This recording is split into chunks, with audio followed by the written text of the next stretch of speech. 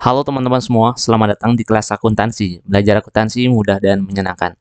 Oke, materi ini merupakan materi lanjutan dari pertemuan kita yang kemarin mengenai harga pokok proses. Tetapi di pertemuan kali ini kita akan belajar mengenai bagaimana proses perhitungan dari sebuah barang yang diproduksi untuk publik atau untuk massal.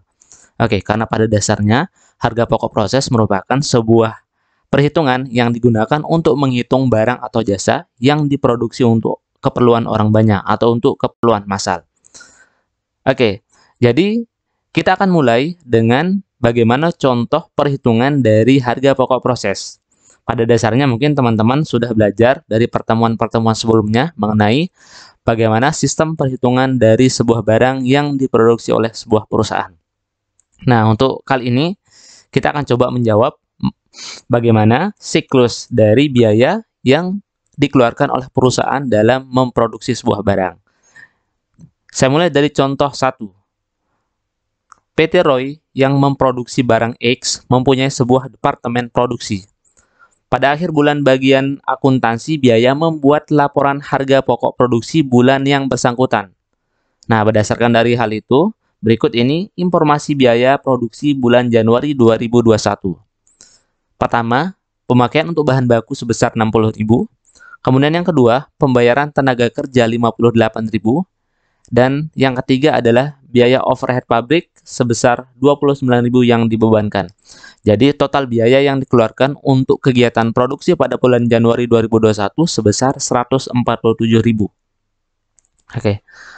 Kemudian, berdasarkan dari kegiatan produksi tersebut, nah, barang yang masuk ke dalam proses kegiatan produksi sebesar 115.000 unit. Kemudian, setelah proses produksi, ternyata dari kegiatan tersebut, barang yang selesai diproduksi sebesar 12.500. Nah, sisanya merupakan barang dalam proses yang masih dalam proses pengolahan oleh bagian produksi sebuah perusahaan. Nah, berdasarkan informasi kembali bahwa tingkat penyelesaian barang dalam proses untuk bahan baku sebesar 100%, artinya adalah semua bahan baku yang dimasukkan dalam kegiatan produksi semuanya jadi barang jadi. Kemudian tenaga kerja sebesar 80%, dan biaya overhead sebesar 80%. Dengan ketentuan, pada bulan tersebut, barang yang dijual sebesar 11.000 unit dengan harga per unit sebesar Rp16. Kemudian diketahui biaya overhead sesungguhnya sebesar 30.000. Nah, di soal ini kita diminta untuk membuat laporan harga pokok produksi berdasarkan harga pokok proses. Kemudian kita diminta untuk membuat jurnal, mulai dari ketika kita memasukkan bahan baku ke proses produksi. Nah, oke, kita mulai dari perhitungan untuk harga pokok produksi. Nah, seperti yang kita ketahui bahwa total unit yang akan kita produksi pada kegiatan produksi kali ini sebesar 15.000 unit, di mana 12.000 unit berhasil menjadi barang selesai atau menjadi barang siap untuk dijual, kemudian sisanya 2.500 masih dalam proses produksi atau belum jadi barang jadi atau siap dijual. Maka di sini kita dapat melihat atau menghitung berapa nilai dari setiap komponen-komponen yang membentuk barang tersebut, mulai dari bahan baku, tenaga kerja, dan overhead pabrik.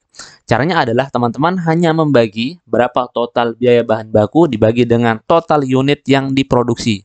Sehingga nanti akan muncul berapa biaya per unit dari bahan baku yang digunakan dalam satu unit barang.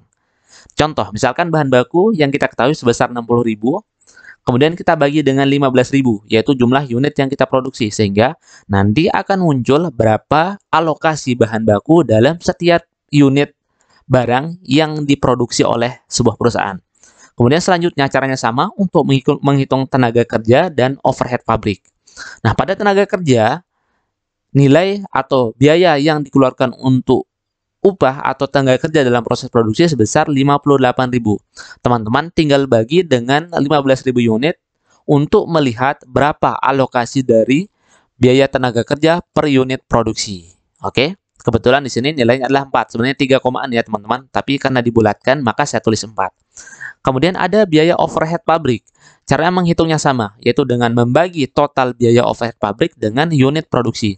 Sehingga nanti muncul berapa overhead pabrik yang dialokasikan per unit produk kepada barang jadi yang kita produksi. Nah, kebetulan di sini ya, jadi berdasarkan dari perhitungan untuk setiap unit produksi, biaya harga pokok atau harga pokok dari barang yang kita produksi untuk massal sebesar Rp10 per unit.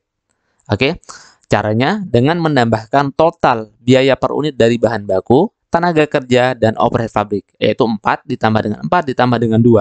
Maka muncul Rp10 untuk nilai dari barang yang kita produksi per unit. Oke, setelah itu teman-teman juga dapat menghitung bagaimana alokasi dari biaya-biaya yang kita gunakan berdasarkan persentase penggunaan. Oke. Nah, caranya seperti ini teman-teman ya. Teman-teman tinggal menghitung berapa yang sudah selesai, yaitu 12.500 dikali dengan harga pokok per unitnya, yaitu Rp10 yang sudah kita hitung tadi di awal. Yang ini teman-teman ya. Kemudian teman-teman kalikan. Jadi nilai dari nilai dari produk selesai kita itu sebesar 125.000, yaitu total unit yang selesai dikali dengan harga pokok per unit. Nah, setelah itu teman-teman menghitung berapa nilai alokasi dari harga barang dalam proses ke dalam setiap unit komponen pembentuk harga pokok produksi, yaitu mulai dari bahan baku, tenaga kerja, dan overhead pabrik, yaitu di mana harga pokok proses yang masih dalam kegiatan produksi senilai 2.500 unit terdiri dari 10.000 harga bahan baku, 8.000 tenaga kerja, dan 8.000 biaya overhead pabrik, sehingga nanti muncul alokasi biaya seperti yang ada pada gambar teman-teman ya. Selanjutnya, setelah itu teman-teman juga dapat menghitung dengan menggunakan unit ekuivalen. Nah, caranya itu dengan mengalihkan unit yang selesai yaitu 12.500 ditambah dengan barang dalam proses, maaf teman-teman ya, itu ditambah bukan dikali ya, ditambah dengan unit dalam proses dikali dengan persentase penyelesaian. Saya buat teman-teman sebentar ya. Oke. Ini ya. Nah, ini harusnya ditambah teman-teman ya, bukan dikali. Sebentar. Oke. Nah, jadi untuk ketika teman-teman menggunakan unit ekuivalen, nah caranya yaitu dengan menambah unit yang sudah selesai, yaitu 12.500, ditambah dengan unit yang masih dalam proses, yaitu 2.500, dikali dengan persentase penyelesaian, yaitu ada yang 100, 80%, dan 80%. Nah, setelah itu teman-teman menghitung setiap unit ekuivalen dari bahan baku, biaya tenaga kerja, dan biaya overhead pabrik. Nah, dari hasil dari unit ekuivalen misalkan untuk bahan baku 12.500 ditambah dengan 2.500 dikali dengan 100%, maka nilainya adalah 15.000 teman-teman ya. Hasil dari perhitungan ini digunakan sebagai pembagi untuk setiap biaya yang dikeluarkan dalam proses produksi. Misalkan untuk bahan baku biayanya yaitu 60.000. Maka akan dibagi dengan unit ekuivalen yaitu sebesar 15.000. Nah, tujuannya apa teman-teman? Untuk melihat berapa harga dari bahan baku atau berapa bahan baku yang dialokasikan ke dalam harga pokok per unit dari barang yang kita produksi. Nah, seperti yang digambar di layar bahwa 60.000 dibagi dengan 15.000 yaitu hasil perhitungan unit ekuivalen teman-teman ya, sama dengan Rp4.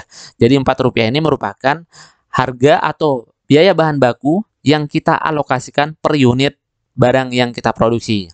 Nah, untuk tenaga kerja caranya sama teman-teman ya. Teman-teman tinggal hitung unit ekuivalennya yaitu 12.500 ditambah dengan 2.500 dikali dengan 80%, sehingga muncul 14.500. Jadi 14.500 ini digunakan sebagai pembagi untuk biaya tenaga kerja yang sudah kita keluarkan. Maka di sini hasilnya adalah Rp4 atau 3 komaan teman-teman ya. Nah, untuk biaya overhead pabrik juga sama, yaitu 29.000 dibagi dengan unit ekuivalen, yaitu 14.500, berdasarkan hasil perhitungan yang ada di BOP, teman-teman ya. Sehingga muncul nilai dari alokasi setiap komponen pembentuk harga pokok per unit, yaitu bahan baku sebesar Rp4, tenaga kerja sebesar Rp4, dan overhead pabrik sebesar Rp4. Jadi, 4 ditambah dengan 4 ditambah dengan 10, hasilnya adalah Rp10. Itu adalah harga pokok per unit dari barang yang kita produksi. Ingat per unit ya, berarti satu barang harganya Rp10. Nah, itu teman-teman ya. Oke, selanjutnya, setelah teman-teman mampu menghitung alokasi dari setiap biaya yang dikeluarkan oleh perusahaan dalam kegiatan produksinya, mulai dari bahan baku, tenaga kerja, dan overhead pabrik, selanjutnya, teman-teman diminta untuk bagaimana membuat jurnal atau membukukan atas kegiatan-kegiatan yang kita lakukan dalam proses produksi. Oke, nah, jadi jurnalnya seperti ini teman-teman ya. Misalkan, teman-teman pertama menjurnal pemakaian bahan baku dan tenaga kerja. Oke, nah jadi ini yang seperti saya sampaikan di pertemuan yang pertama, bahwa akuntansi biaya itu merupakan siklus dari biaya, alokasi dari biaya. Nah, ketika teman-teman memproduksi barang dengan harga 147.000 yang seperti yang di awal tadi, maka teman-teman akan membuat jurnal setiap alokasi dari komponen-komponen pembentuk biaya, yaitu mulai dari bahan baku, tenaga kerja, dan overhead pabrik. Nah, di sini jurnal yang pertama yang teman-teman buat yaitu alokasi dari bahan baku dan tenaga kerja ke dalam barang dalam proses. Jadi teman-teman membuat jurnal BDP BBB, kemudian BDP BTK. BDP itu barang dalam proses teman-teman ya. Barang dalam proses yang kita alokasikan bahan baku yang kita alokasikan ke dalam barang dalam proses. Maksudnya teman-teman ya. Kemudian ini biaya tenaga kerja langsung yang kita alokasikan ke dalam barang dalam proses. Nah, alokasi bahan baku dan tenaga kerja akan kita akui sebagai pertama untuk biaya yaitu pengurangan persediaan bahan baku, sedangkan untuk biaya upah ini akan mengurangi biaya gaji yang kita keluarkan. Ya, misalkan teman-teman sudah membayar gaji, teman-teman pertama akan menjurnal biaya gaji pada kas ya. Kemudian ketika proses alokasi yaitu pemindahan dari biaya ke barang dalam proses, teman-teman memindahkan total biaya yang dikeluarkan tersebut.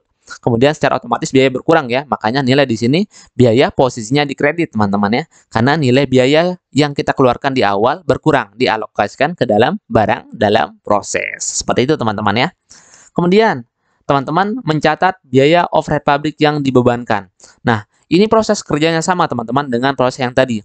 Teman-teman diminta untuk mengalokasikan biaya overhead pabrik ke dalam barang dalam proses.